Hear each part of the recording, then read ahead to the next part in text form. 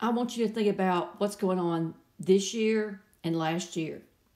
All right, last year, a state senate consisted of only Republican and Democrat members, and Democrat members had 20 more Republicans than Democrats. So I don't know anything about Democrats, so let's just let the number of Democrats be D, and Republicans will be 20 plus D,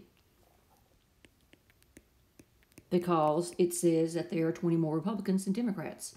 So notice that in total in the Senate, you would sum those two, it'd be 20 plus 2D is the total number of members. All right, then it goes into this year. This year, the Senate has the same number of members as last year. Okay, so it has the same number, 20 plus 2D. But it has two fewer Republicans. So the Republicans will be D plus 20, I'll put my variable first, minus 2, or D plus 18 is the number of Republicans. Okay?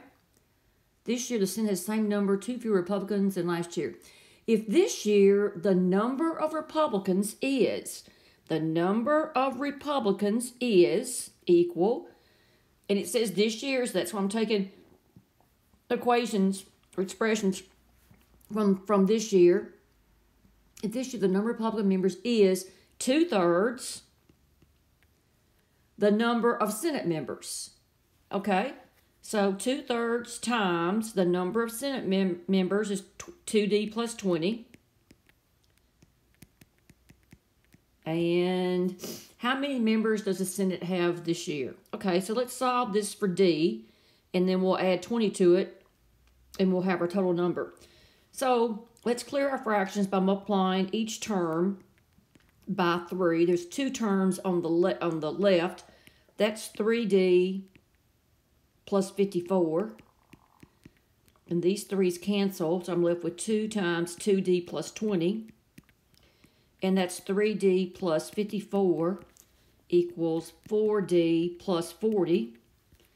And let's subtract 3D from both sides, and that will leave me a D. And subtract 40 from both sides, that leaves me a 14. So this is the number of Democrats. And then if we do 14 plus 20, that gives me 34 for the number of Republicans. So 14 plus 34 is 48 members of the Senate.